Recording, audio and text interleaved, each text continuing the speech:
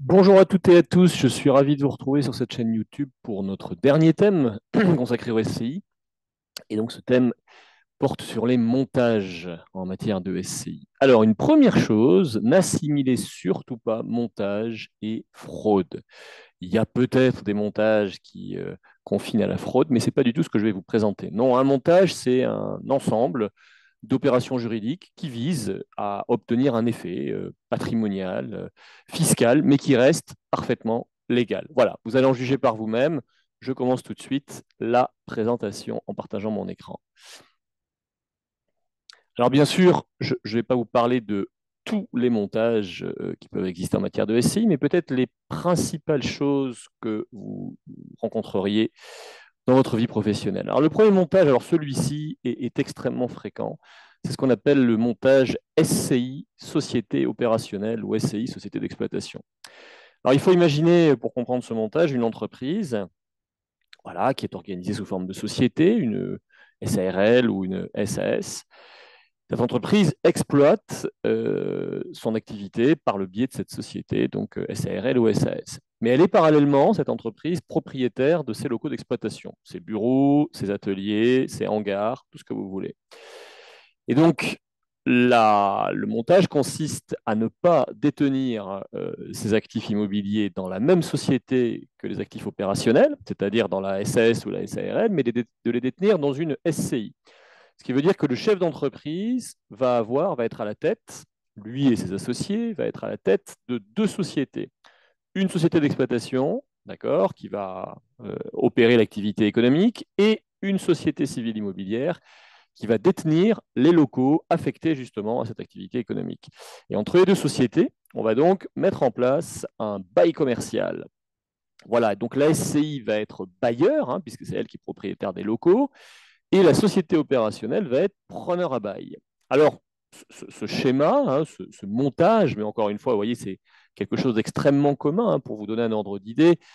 Pas loin de 80% des PME qui sont propriétaires de leurs locaux, ou 90% fonctionnent avec ce schéma-là. Donc c'est vraiment quelque chose qui est parfaitement validé, qui fonctionne très bien pour peu, hein, je vais vous en parler, que l'on prenne certaines précautions. Alors, tout d'abord, vous présentez un petit peu les différents intérêts, hein, de ce montage. Le premier intérêt, c'est que ce montage va faciliter la transmission de l'entreprise. Vous imaginez que mon chef d'entreprise, par exemple, arrive à l'âge de la retraite. Vous savez, la retraite d'un chef d'entreprise, c'est jamais quelque chose d'extraordinaire. Il va céder sa société opérationnelle, et le fait d'avoir les locaux d'exploitation dans une SCI, ça va lui permettre de conserver la propriété des parts de la SCI, donc indirectement la propriété de son immeuble. Et puisque la SCI est bailleur, cette SCI va percevoir chaque mois des loyers, et ces loyers vont compléter les revenus de retraite de mon chef d'entreprise. Donc à ce moment-là, le chef d'entreprise ne va que céder l'activité opérationnelle et va conserver les actifs immobiliers. Ça, c'est extrêmement intéressant et très pratique pour que le chef d'entreprise puisse bénéficier d'une meilleure retraite. Voilà, on peut imaginer aussi que mon chef d'entreprise ait déjà des revenus suffisants pour sa retraite et souhaite céder l'entreprise et les locaux à ses enfants, mais que les enfants du chef d'entreprise n'aient pas exactement les mêmes intérêts. Par exemple, on a, et c'est très fréquent dans les familles, on a un enfant qui est intéressé par la reprise de l'entreprise commerciale, et puis un autre qui est ni qualifié ni intéressé par ça. Et donc le fait d'avoir deux sociétés, une société, on va dire, opérationnelle commerciale et une société immobilière, ça va permettre de donner à chacun des enfants des choses, des biens différents. Voilà, l'un va reprendre la société, l'autre sera propriétaire des locaux. Alors bien sûr, les valeurs ne seront pas forcément les mêmes, hein, il y aura peut-être des soultes à verser. En tout cas, ça permet de tenir compte des desiderata et des intérêts divergents que peuvent avoir certains héritiers. Ça, c'est le premier intérêt, donc vous voyez, c'est l'intérêt relatif à la transmission. Deuxième intérêt extrêmement important, c'est la limitation des risques liés à l'activité commerciale. C'est qu'une activité commerciale, c'est toujours risqué, bien évidemment, et donc si on perd des clients, si on perd des marchés, on peut être amené à déposer le bilan et donc à être mis en liquidation judiciaire. Si vos immeubles sont détenus à l'intérieur de la société commerciale, ça veut dire que les immeubles vont tomber en liquidation judiciaire aussi et donc seront vendus au profit des créanciers de l'activité commerciale. Maintenant, si vos deux activités, enfin si vos deux entités sont bien séparées, bien évidemment, la liquidation judiciaire ne va toucher que la société d'exploitation. Dans certains cas très exceptionnels, elle dégénérera sur la société immobilière, mais je vous en parlerai, c'est justement l'objet de cette présentation, c'est de vous expliquer comment on peut éviter ça en prenant un certain nombre de précautions. Et donc, je le redis, le fait de n'avoir que les actifs commerciaux dans une société, les actifs immobiliers dans une autre, c'est une manière de mettre à l'abri justement les actifs immobiliers. Les créanciers ne pourront saisir que les actifs commerciaux. Seule la société commerciale sera en liquidation judiciaire. La SCI sera en principe totalement sauve. Voilà, sauf bien sûr à ce que la SCI ait donné des garanties à la société commerciale, ce qui est malheureusement fréquent. Mais si ce n'est pas le cas, en tout cas, les actifs de la SCI seront totalement préservés. Voilà. Troisième intérêt, bien évidemment, les loyers qui vont être encaissés par la SCI vont constituer des revenus pour cette SCI. Si cette SCI est endettée, elle va pouvoir, si elle s'est endettée pour acheter les locaux, pour les rénover, elle va donc pouvoir rembourser au moins une partie de ses emprunts avec ses loyers, et puis sinon, elle va pouvoir se constituer une belle trésorerie, éventuellement la réinvestir au profit du chef d'entreprise. Donc il y a une création de revenus sur la tête de la SCI. Et puis du côté de la société d'exploitation qui va être preneur à bail, c'est également intéressant parce qu'elle va payer un loyer. Un loyer, c'est une charge d'exploitation qui viendra en déduction de ses recettes et donc qui contribuera à réduire sa fiscalité à l'impôt sur les sociétés. Voilà, vous voyez donc ce schéma qui, je le répète, consiste à séparer les actifs commerciaux opérationnels et les actifs immobiliers des deux sociétés est extrêmement courant et extrêmement pratique. Alors, pour que ce schéma fonctionne bien, il faut prendre un certain nombre de précautions. D'abord, alors je vous invite à ne pas faire trop de paranoïa. Il y a certains professionnels qui font un peu de paranoïa juridique, c'est-à-dire qu'ils prennent trop de précautions. Non, il faut prendre des précautions, mais pas trop de précautions. Alors d'abord, sur la constitution des deux sociétés. Bon, on va avoir d'un côté, par exemple, une SAS, de l'autre côté, une SCI. Est-ce que le fait qu'on ait les mêmes associés dans ces deux sociétés est un problème? Absolument pas. Voilà, vous pourrez avoir les parents chefs d'entreprise et les enfants qui sont associés d'un côté dans la SAS et également, dans les mêmes proportions, pourquoi pas, associés dans la SCI, ça n'est absolument pas une difficulté. Voilà. Est-ce que le fait que mes deux sociétés aient le même siège social, c'est un problème? Absolument pas non plus. Elles peuvent avoir la même boîte aux lettres. Ces choses-là, identité d'associé, identité siège social, n'est absolument pas constitutif d'une quelconque fictivité de la société immobilière. Par contre, j'attire votre attention sur deux choses. D'abord, la nécessité qu'il n'y ait pas d'imbrication du capital social d'une société et du capital social de l'autre.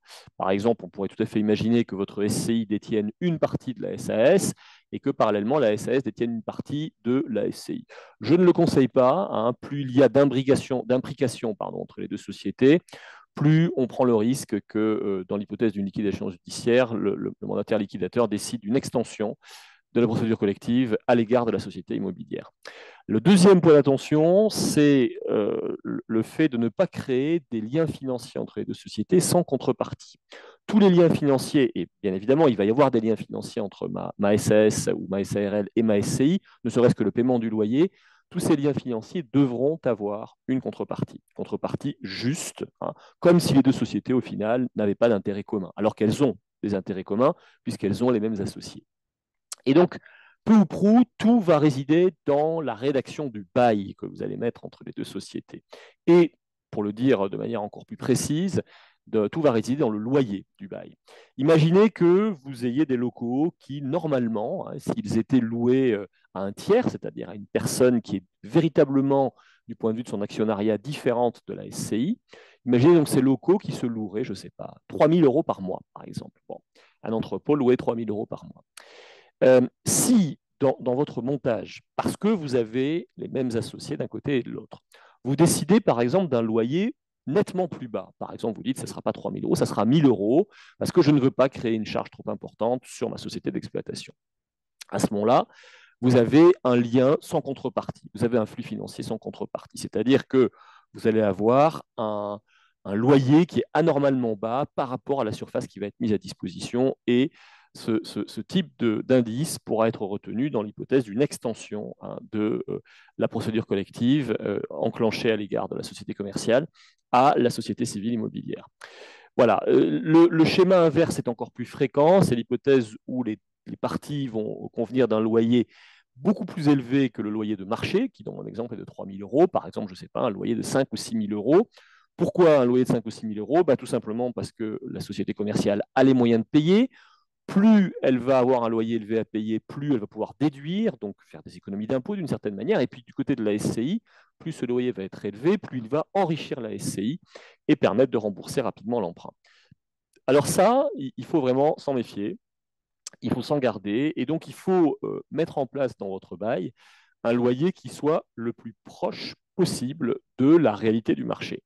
Alors c'est parfois compliqué de faire entendre ça à des entrepreneurs parce que la SCI est endettée, et très souvent l'entrepreneur, quand vous l'aidez à faire ce montage, va d'une certaine manière vous demander de faire correspondre le montant du loyer avec le montant du remboursement de l'emprunt de la SCI. Et ça, il faut expliquer aux chefs d'entreprise que c'est un mauvais conseil. Parfois, bien sûr, hein, les conditions du marché feront, ou les conditions d'endettement de la SCI feront que le loyer pourra parfaitement couvrir les échéances d'emprunt. Mais c'est assez rare. C'est assez rare. Et donc, mettre un loyer qu'on appelle fiscal, hein, purement calqué sur le remboursement des charges d'emprunt de la SCI, c'est une très mauvaise idée. Et c'est presque invariablement un élément qui est retenu pour l'extension de la liquidation judiciaire à la SCI. Voilà. Parmi les autres éléments, mais qui sont peut-être un peu moins signifiants, hein, dont il faut se méfier, les éléments sur lesquels il faut faire attention, il y a le transfert des charges du bailleur au preneur. Vous savez que dans un bail commercial, on peut librement, ou presque librement en tout cas, transférer un certain nombre de charges du propriétaire vers le locataire. Voilà, il y a eu une époque jusqu'en 2014 où on pouvait transférer beaucoup de charges, et notamment la charge des grosses réparations, ce qu'on appelle les grosses réparations de l'article 606 du Code civil, la toiture, les murs porteurs, etc. Ça n'est plus possible depuis quasiment une dizaine d'années, hein, depuis le 1er novembre 2014. Et donc, cette question du transfert des charges aujourd'hui ne se pose plus, au moins pour les nouveaux baux qui ont été signés à partir de 2014. Hein. Parce qu'un transfert trop important des charges du bailleur vers le preneur pourrait signifier qu'effectivement, on a des liens financiers sans contrepartie, des flux financiers anormaux entre les deux sociétés. Voilà. Méfiance également sur ce qu'on appelle les clauses d'accession. Une clause d'accession, c'est quoi? C'est une clause qui prévoit que les aménagements qui vont être faits par le locataire dans les locaux deviennent immédiatement la propriété du propriétaire, donc du bailleur. Vous avez quantité de locaux commerciaux qui se louent bruts de béton. Hein, vous louez une surface qui n'est pas du tout aménagée. Elle est juste couverte et fermée. Vous devez à l'intérieur faire le doublage des murs. Vous devez poser les revêtements de sol. Vous devez faire les installations de chauffage, des sanitaires. C'est quasiment le même coût que l'achat, hein, en quelque sorte. Enfin, ça représente en tout cas des coûts très, très importants, très signifiants. Et donc, si vous prévoyez dans votre bail que ces travaux financés par le locataire deviennent immédiatement, par accession immobilière, la propriété du bailleur, pardon, du propriétaire des locaux, là, vous prenez un risque aussi que la jurisprudence considère que c'est un flux anormal de trésorerie. Voilà, ce n'est pas quelque chose qui est normal dans une relation entre un bailleur et un preneur. Voilà, sous ces réserves, le loyer, le transfert des charges, les clauses d'accession, il n'y a absolument aucune difficulté à instaurer et à mettre un bail commercial entre une société commerciale d'un côté et une SCI de l'autre, quand bien même on aurait les mêmes personnes dans les deux sociétés. C'est extrêmement fréquent, et si vous êtes bien conseillé, ça fonctionne extrêmement bien. Voilà, je vous montre les risques. Maintenant, j'en ai un petit peu parlé, hein, les risques, si jamais il était noté, il était décelé, des flux financiers anormaux entre vos deux sociétés, notamment un loyer anormalement élevé. Le risque déjà, c'est que le droit fiscal vous dise ce loyer qui est trop élevé n'est pas normal. Et donc, il n'est pas déductible entièrement du chiffre d'affaires, des revenus de votre société commerciale. C'est ce qu'on appelle en droit fiscal un acte anormal de gestion. Par exemple, votre loyer de marché est de 3 000 euros, et vous avez dans le bail un loyer à 5 000 euros. L'administration fiscale est fondée à vous dire, écoutez, les 2 000 euros de différence entre le loyer payé et le loyer qui devrait normalement être payé, ces 2 000 euros, je les réintègre.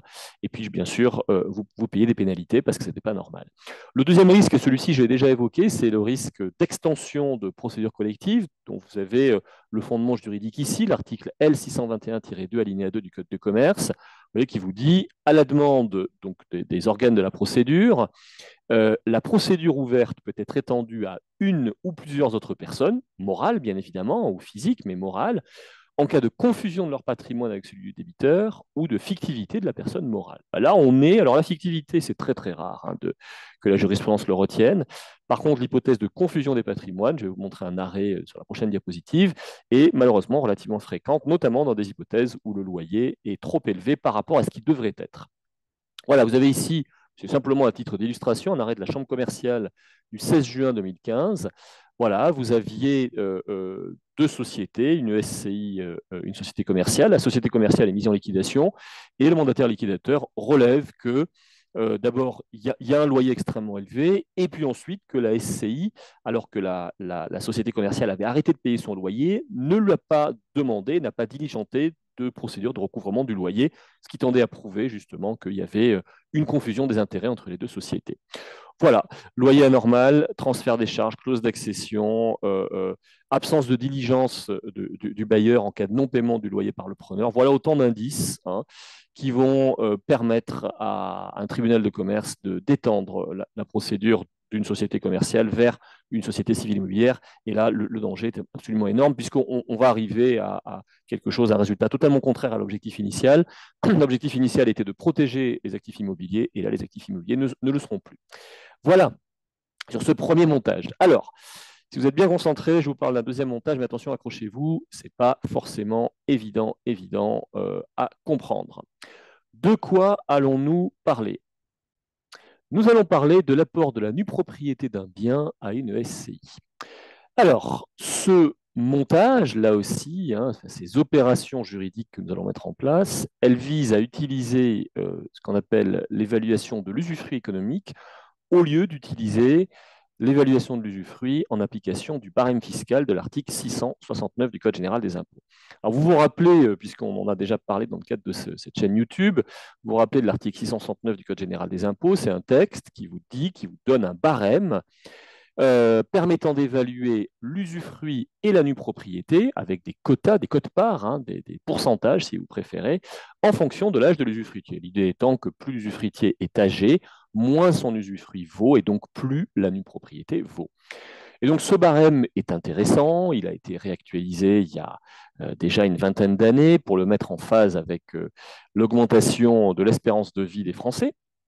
Voilà, mais certains trouvent que, ma foi, il n'est pas toujours, et je vais vous faire la démonstration chiffrée, pas toujours très intéressant. Donc la question, c'est de savoir si on est obligé d'utiliser le barème de l'article 669 et est-ce qu'on ne peut pas utiliser un autre mode d'évaluation de l'usufruit. Bon, schématiquement, vous savez, ce n'est pas très compliqué. L'usufruit, c'est quoi? C'est le droit d'utiliser un bien et de le faire fructifier. Donc l'usufruit, ça peut se chiffrer en termes de revenus. Vous êtes usufruitier d'un studio, par exemple, dans la ville de Toulouse, bah, qu'est-ce que va vous rapporter cet usufruit chaque année? Bah, un studio, ça se loue, par exemple, je ne sais pas, 600 euros, un studio dans le centre-ville, 600 euros par mois. Ça veut dire schématiquement, si j'arrondis, que le revenu procuré par cet usufruit, c'est à peu près un peu plus de 7 000 euros par an. Voilà.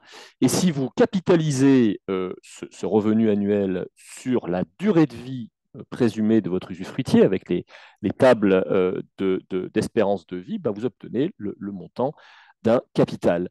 Voilà, c'est exactement le même calcul que de dire j'emprunte une certaine somme sur un certain nombre d'années à tel taux, et donc ça me donne une mensualité à payer. Là, vous partez de la mensualité et vous arrivez au montant du capital que représente votre usufruit. Donc, ça veut dire qu'il y a une manière d'évaluer l'usufruit non fiscal qu'on appelle l'usufruit économique. Et tout l'intérêt de l'apport que peut revêtir parfois l'apport de la nue propriété d'un bien à une SCI, c'est justement de utiliser l'usufruit économique et non pas l'usufruit fiscal. Alors, pour comprendre ça, il faut déjà savoir dans quel cas est-ce que l'usufruit fiscal va s'appliquer. Dans quel cas est-ce que l'article 669 du Code général des impôts reçoit application, quoi qu'il en soit. Quand on ouvre l'article 669 du Code général des impôts, ce texte vous dit qu'il s'applique chaque fois qu'il y a perception de droit d'enregistrement, c'est-à-dire en cas de vente, par exemple, et surtout, bien évidemment, en cas de donation. Ce qui veut dire que si vous donnez un bien démembré à vos enfants, par exemple, vous donnez la nue propriété, vous gardez l'usufruit, vous ne pouvez pas faire l'économie de l'article 669 du Code général des impôts. Vous êtes obligé d'évaluer votre usufruit sur la base de 669 et donc la nue propriété que vous transmettez également sur la base de 669 du Code général des impôts. Par contre, si vous faites apport d'un bien démembré à une société, l'apport, la plupart du temps, n'est pas soumis à des droits d'enregistrement, l'apport est exonéré de droits d'enregistrement. Et donc là, vous n'êtes pas obligé d'utiliser l'article 169 du Code général des impôts et vous pouvez parfaitement utiliser l'usufruit économique. Voilà. Alors regardez ce qu'on va faire. On va faire un truc très simple. On va imaginer que des parents sont propriétaires d'un immeuble en pleine propriété. Voilà. Et donc, ils vont apporter non pas la pleine propriété de cet immeuble à la SCI, mais ils vont simplement apporter la nue propriété de l'immeuble à la SCI. Vous voyez, je le montre sur cette diapositive. Si mes parents font l'apport de la pleine propriété de l'immeuble à une SCI, d'accord? Donc là, il n'y a pas de démembrement, il n'y a pas de calcul. Et si ensuite ils font donation des parts, de la nue propriété des parts aux enfants, là, on va avoir une application de l'article 669. Alors que, c'est ce que je vais vous démontrer maintenant, si mes parents démembrent au moment de l'apport le bien et ne font apport à la SCI que de la nue propriété, en eux conservant l'usufruit de l'immeuble. À ce moment-là, la SCI devient nue propriétaire d'un bien. La SCI émet en échange des parts sociales, bien sûr. Ces parts sont données en pleine propriété aux enfants. Mais le principal intérêt, c'est qu'au moment de l'apport de la nue propriété, on va pouvoir s'exempter de l'application de l'article 669 du Code général des impôts. Je vais vous faire un petit calcul tout à l'heure, vous comprendrez mieux. Alors, regardez ce que ça donne, hein, avec un petit schéma, vous voyez. Mes parents, ici, ont la pleine propriété d'un immeuble. La pleine propriété, ça veut dire qu'ils ont et l'usufruit et la nue propriété. Ils vont détacher la nue propriété et en faire apport à une SCI. Ce qui veut dire que dans un premier temps, vous ne l'avez pas ici, mais mes parents sont associés de la SCI, c'est-à-dire mes parents ont la pleine propriété des parts d'une société qui elle-même est nue propriétaire d'un immeuble. Et les parents, en direct, restent usufruitiers de l'immeuble. Mes parents vont faire donation à ce moment-là des parts de la SCI aux enfants. L'intérêt de l'opération, c'est qu'au moment où je fais apport de la nue propriété, je veux librement évaluer mon usufruit. L'objectif, bien sûr, c'est de donner une forte valeur à l'usufruit. Hein. Ce n'est pas d'abaisser la valeur de l'usufruit, c'est de donner une forte valeur. Parce que si vous donnez une forte valeur à votre usufruit, ça veut dire mathématiquement que votre nue propriété va moins valoir. Et ce qui veut dire que votre SCI va avoir moins de valeur. Et donc, ce que vous allez donner aux enfants ensuite sera moins taxé. Mais vos enfants, de toute façon, retrouveront la pleine propriété ensuite au moment de votre décès, puisque vous êtes usufruitier. Voilà, je vous montre un tout petit calcul, hein, notamment comment est-ce qu'on calcule l'usufruit économique. Bon, je vous l'ai dit tout à l'heure, pour calculer l'usufruit économique, on va calculer d'abord ce que rapporte annuellement le bien sujet à usufruit. Et ce rapport annuel, on va le transformer en capital avec une donnée importante qui est la durée, c'est-à-dire l'espérance de vie de l'usufruitier. Alors regardez ce que ça donne. On va imaginer un bien qui vaut 200 000 euros, donc un studio ou un T1 bien placé dans une ville comme Toulouse. Et on va imaginer que ce bien, je pris un loyer un petit peu inférieur à ce que je vous ai dit tout à l'heure, on va imaginer que ce bien rapporte, une fois qu'on a payé les différentes charges, 6 000 euros par an. On va imaginer un usufruitier qui est un homme et qui a 65 ans, et donc qui a devant lui une espérance de vie théorique de 19 ans. Okay. Si on applique la table de l'article 669 du Code général des impôts, on va obtenir une valeur d'usufruit de 80 000 euros. D'accord. Ce qui veut dire une valeur de nue propriété que je vais apporter à la SCI de 120 000 euros. L'usufruit économique, ça serait quoi? L'usufruit économique, c'est me demander à quel capital correspond une rente annuelle de 6 000 euros qu'on me verserait pendant 19 ans.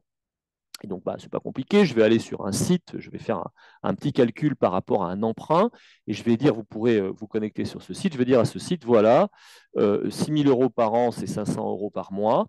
Si j'emprunte à la banque en disant à la banque, je veux rembourser 500 euros par mois, et je veux rembourser sur 19 ans, combien est-ce que la banque me prête? Voilà, au taux actuel. C'est exactement ça le calcul. Je répète, je vais à la banque, je ne dis pas à la banque combien je veux emprunter, j'ai un calcul inversé, je dis à la banque, voilà combien je peux rembourser. Je peux rembourser 500 euros par mois, d'accord, c'est ce que me rapporte mon studio, en quelque sorte ici. Je veux m'endetter sur 19 ans, d'accord, combien pouvez-vous me prêter? Et la banque va vous dire, au taux de 3% par exemple, vous pouvez emprunter 86 000 euros. Ce qui veut dire que mon usufruit économique, je peux l'évaluer à 86 000 euros. C'est-à-dire 6 000 euros de plus, il n'y a pas un différentiel énorme, mais c'est toujours ça de gagner, 6 000 euros de plus qu'avec l'article 669 du Code général des impôts. Si mon usufruit vaut 86 000 euros, j'ai légèrement augmenté sa valeur, ça veut dire que ma nue propriété ne vaut plus 120 000 euros, elle ne vaut que 114 000 euros. Et donc la valeur que je vais donner à mes enfants va en être d'autant moindre, dans un premier temps bien sûr, puisqu'ensuite l'usufruit et la nue propriété vont se retrouver une fois que les parents seront décédés. Voilà, l'apport de la nue propriété d'un bien à une SCI, c'est donc un moyen parfaitement légal d'optimiser fiscalement la transmission d'un bien à des enfants. Alors, attention, quand on calcule l'usufruit économique, il ne faut pas faire n'importe quoi, il faut se renseigner. Il faut vérifier qu'on on a un usufruit économique qui réellement permet de faire un saut important par rapport à l'usufruit fiscal. Ce n'est pas toujours évident. Vous voyez, ici, c'est 6 000 euros, c'est toujours ça, mais est-ce que ça vaut la peine de faire un montage pour 6 000 euros? J'en suis pas persuadé. Voilà, donc il faut vraiment comparer les deux, hein, et puis il ne faut pas mettre des valeurs complètement démentes, hein, pour votre usufruit économique, parce que là, effectivement, l'administration fiscale pourrait peut-être commencer à y voir rouge. Voilà. Je vous parle maintenant d'un troisième montage. Alors celui-ci, on va y passer un petit peu de temps. Il est extrêmement intéressant. C'est la superposition d'une société holding au-dessus de plusieurs, en règle générale, SCI. Voilà. On imagine qu'un investisseur a plusieurs immeubles et qu'il a, on en a parlé déjà, plusieurs SCI, hein. En règle générale, on a une SCI par immeuble. Il va créer au-dessus, je vous le montrerai sur la prochaine diapositive, il va créer au-dessus de ces SCI une société qui va coiffer l'ensemble des SCI et qui va donc les détenir. L'avantage de créer une société holding, il faut le comprendre, c'est un avantage fiscal, bien évidemment, il est double. Tout d'abord, tous les dividendes, donc tous les bénéfices distribués de la société filiale, donc des SCI à la société holding, vont bénéficier de ce qu'on appelle le régime mère-fille. Le régime mère-fille, c'est un régime fiscal extrêmement favorable qui prévoit schématiquement que pour 100 euros de dividendes qui vont être versés par une filiale à sa société mère, donc à sa holding, au lieu d'en imposer 100, on va en imposer 5. C'est-à-dire qu'on a un abattement de 95% sur les dividendes distribués. Vous imaginez, c'est assez important. Et donc la société holding ne paiera de l'impôt sur les sociétés que sur 5 euros qui lui ont été distribués. Sur 100 euros distribués, elle paiera de l'IS uniquement sur 5 euros. Elle paiera donc de l'IS au taux de, par exemple, 25%, ce qui veut dire un taux réel d'imposition extrêmement bas. Ça, c'est une première chose que la société holding va permettre. La deuxième chose, c'est le deuxième volet en fait, du régime fiscal des groupes, parce qu'on est en présence d'un petit groupe ici, c'est le régime de l'intégration fiscale. Ce régime d'intégration fiscale, vous le savez certainement, suppose que si la société holding détient plus de 95% du capital de chacune des SCI, on va pouvoir constituer le groupe comme un contribuable unique. Ce qui veut dire que si vous avez des entités qui font des bénéfices et d'autres qui font des déficits, on va pouvoir compenser les bénéfices et les déficits entre eux. Regardez ce que ça donne ici. Hein, voilà, vous avez donc ici une société holding, d'accord, qui détient 3 SCI, 97% pour la SCI 1, 98% pour la SCI 2, 96%. Vous notez qu'on est au-dessus du seuil des 95%. Si on n'y est pas, le schéma est quand même nettement moins intéressant. Et puis vous voyez ici que ma SCI 1 a fait un bénéfice de 50. Alors, toutes mes sociétés sont à l'IS, hein, ici. Bien sûr, j'ai oublié de le dire, mais la condition, c'est que tout le monde soit à l'IS. Voilà. Ma SCI 1 a fait un bénéfice de 50. Ma SCI 2 a fait un déficit de 100, parce qu'elle a fait peut-être beaucoup de travaux. Et ma SCI 3 a fait un bénéfice de 50. Bon. Alors, première chose importante à voir, c'est que mes SCI bénéficiaires, par exemple, si elles remontent des dividendes, si elles payent des dividendes à leur associé, qui est la société holding, ces dividendes vont être exonérés d'impôts. Hein. Voilà, régime mère-fille, les bénéfices remontent à la holding avec un IS très faible à payer et donc des meilleures possibilités de réinvestissement. C'est-à-dire on va payer un IS sur la base uniquement de 5% des dividendes qui remontent. C'est extrêmement intéressant. Et ces 5% sont abaissés à 1% si on est en régime d'intégration fiscale. Ensuite, deuxième élément de ce schéma, l'intégration fiscale. Comment ça fonctionne? Vous voyez ici, si je considère mes sociétés indépendamment les unes des autres, celle-ci est bénéficiaire, elle a gagné 50, donc elle va payer de l'impôt sur les sociétés. Celle-ci est déficitaire, elle a perdu 100, donc elle ne va pas payer d'impôt sur les sociétés. Et celle-ci est bénéficiaire, elle a gagné 50, elle va également payer de l'impôt sur les sociétés. Ce qui veut dire que globalement, j'ai une société qui ne paye pas d'impôt, mais j'en ai deux qui payent de l'impôt. Donc mon groupe paye de l'impôt sur les sociétés. Si j'intègre tout le monde fiscalement, ce qui est possible ici, c'est simplement une option fiscale extrêmement simple à prendre, c'est une case à cocher, si vous voulez, dans la déclaration. Eh ben, mes déficits, on va considérer qu'il y a un seul contribuable et on va demander à chacun des contribuables, à chacune des entités, quel est son bénéfice ou quel est son déficit. Et on va les compenser entre eux. Et donc, on va dire qu'au niveau de mon groupe, eh ben, le résultat du groupe, c'est 50 moins 100 plus 50. Et 50 moins 100 plus 50, ça fait 0. Et donc, mon groupe ne paiera pas d'impôt sur les sociétés. Donc, c'est un moyen bien évidemment d'optimiser l'imposition du groupe.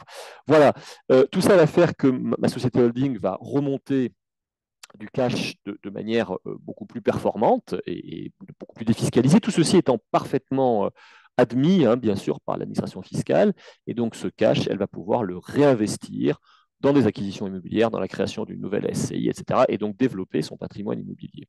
Donc vous voyez qu'on peut réellement booster la logique des SCI en créant une société holding au-dessus. Voilà. Enfin, je vous montre, et on va également parler des holdings, d'un montage un tout petit peu complexe. Et donc accrochez-vous un peu, puis vous prendrez peut-être le temps de lire des choses sur Internet là-dessus, qu'on appelle l'apport-cession. Voilà, l'apport-cession, ça fonctionne, c'est un montage qui fonctionne pour des sociétés commerciales, mais également avec certaines précautions s'agissant des SCI. Alors on va imaginer le cas suivant, on va imaginer une SCI qui est à l'IS. Dans tous les cas que je vous présente, de toute manière, il est nécessaire que la SCI soit à l'IS. Et cette SCI à l'IS, elle détient un immeuble qui a une forte valeur. Voilà, donc la société n'est plus endettée. Voilà, et mon associé a souscrit des parts à un prix extrêmement faible, c'est-à-dire qu'il a souscrit les parts au moment de la Constitution. Donc voilà, il y a un prix de départ des parts qui est très bas, et puis aujourd'hui, les parts valent très cher. Qui dit ça dit plus-value. Et donc, au moment de la vente des parts de la SCI, eh ben, mon associé va être imposé au PFU, hein, c'est l'imposition des plus-values et des bénéfices, 30%, qui comprend 12,8 d'impôt sur le revenu et 17,2 de prélèvements sociaux. Donc, imposition extrêmement importante.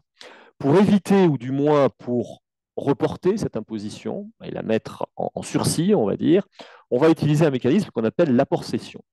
Alors, ça va se passer de la manière suivante. Vous aurez un schéma sur la diapo qui suit juste après celle-ci. L'associé, au lieu de céder ses parts de SCI directement à un acquéreur, il va faire apport de ses parts à une société holding. L'apport est une cession aussi, hein, qui est rémunérée par l'émission de droits sociaux. Mais quand on fait apport des parts à une société holding, la plus-value n'est pas exigible. Ça ne veut pas dire qu'on gomme la plus-value, mais on va dire que la plus-value est placée en report, c'est-à-dire qu'on ne la paye pas immédiatement. Et théoriquement, on paiera la plus-value au moment où on cédera les titres de la société holding ou au moment où la holding cédera elle-même les titres de la SCI. Voilà. Mais alors, pour que ça fonctionne, cet apport cession et ce report d'imposition de la plus-value, il va falloir que la société holding, quand elle va encaisser le prix de vente des parts de la SCI, il va falloir qu'elle le réinvestisse, ce prix, dans des actifs très particuliers. C'est un peu compliqué. Je vous montre ça sur un bébé schéma, comme je dis souvent. Voilà. Ici, vous avez à gauche ce qu'il ne faut pas faire. Enfin, que tout le monde fait, mais qu'il ne faut pas faire. Vous avez un associé ici qui est propriétaire d'une SCI qui va vendre ses parts à une dame ici. Voilà, là, immédiatement, bien évidemment, la plus-value est imposable, 30% par comparaison du prix de souscription et du prix de cession, hein, sans aucun abattement, hein, si on est au PFU, absolument rien. Au lieu de faire ça, ma SCI, ici mon associé de SCI, avant même d'envisager de céder à madame ici, il va faire apport des titres à une société holding. Ce qui veut dire que la société holding va être propriétaire des titres de la SCI et lui, mon associé, va être propriétaire des titres de la holding. Et donc c'est la société holding ici qui va céder les titres de la SCI, les parts de la SCI à madame. Mais là, on a des contraintes envisagées par le Code général des impôts.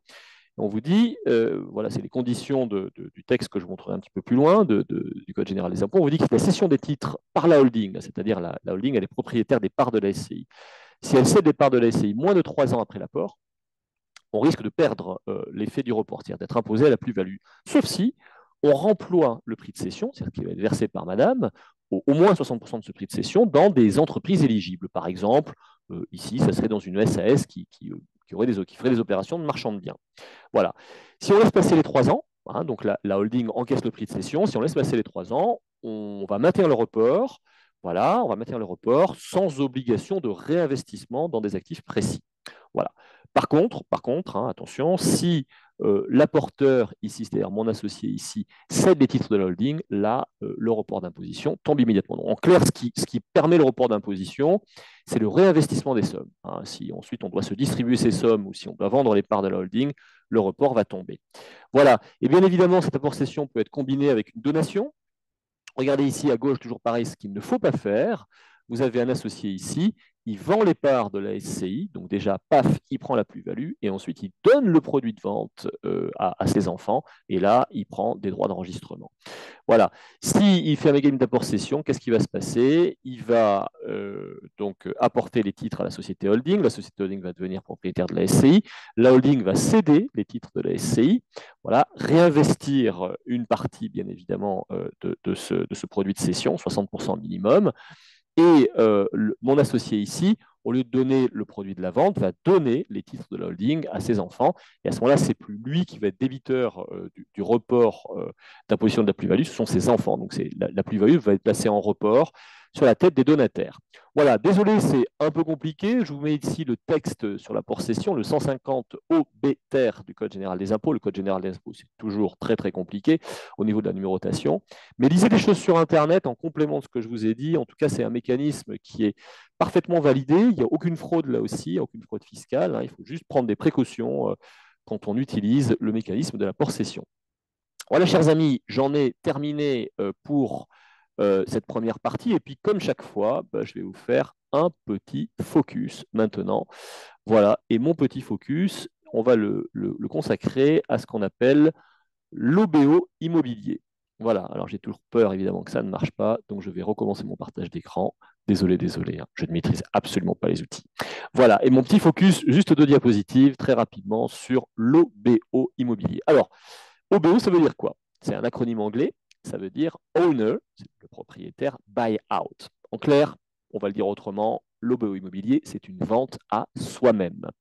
Une vente à soi-même. Mon Dieu, qu'est-ce que c'est qu'une vente à soi-même? Alors, l'objectif d'une vente à soi-même, d'un OBO immobilier, c'est avoir le beurre et l'argent du beurre. Je suis propriétaire d'un immeuble, je veux que cet immeuble reste dans le patrimoine familial, mais en même temps, je veux l'argent de cet immeuble. Ouais, c'est vraiment l'immeuble et l'argent de l'immeuble. Hein. Alors, ça ne va pas se passer exactement comme ça. Bon, évidemment, je ne peux pas avoir les deux dans mon patrimoine, mais je vais faire en sorte que l'immeuble reste dans le patrimoine familial et je vais faire en sorte que je dégage au moins une partie.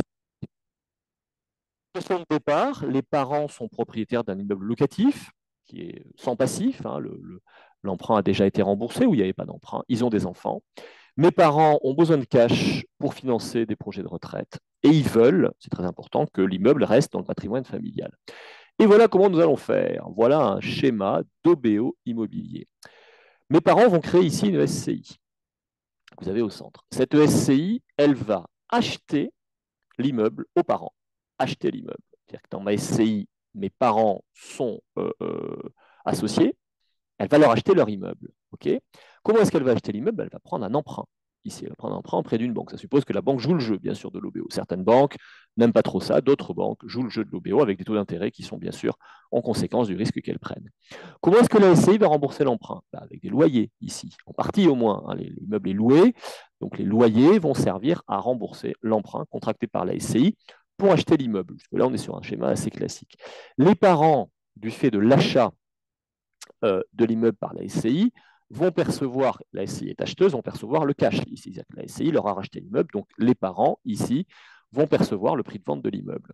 Ensuite, les parents qui sont, dans un premier temps, plein propriétaires des parts de la SCI vont transférer, vont donner la nue propriété des parts de la SCI aux enfants et eux vont se conserver l'usufruit. Voilà, au final, l'immeuble a été transmis en partie, les parents restent usufruitiers des parts de la SCI, hein, et les parents ont dégagé le prix de vente de l'immeuble. Voilà. L'opération repose bien sûr sur l'emprunt bancaire et suppose qu'une banque accepte de prêter pour un achat à soi-même et que les loyers, bien sûr, permettent de rembourser une partie de l'emprunt. Voilà, c'est un schéma qui, quand on prend certaines précautions, est parfaitement validé. Ça fonctionne, l'OBO, bien sûr, hein, pour des entreprises aussi, pour d'autres types d'actifs, mais là, je vous l'ai montré pour l'immobilier. Voilà, ben vous voyez, séance particulièrement intéressante sur les montages. J'espère que vous avez tout compris. J'en doute pas. Et sinon, de toute façon, on pourra avoir l'occasion d'en rediscuter. À très bientôt. Je vous souhaite une excellente journée. Au revoir.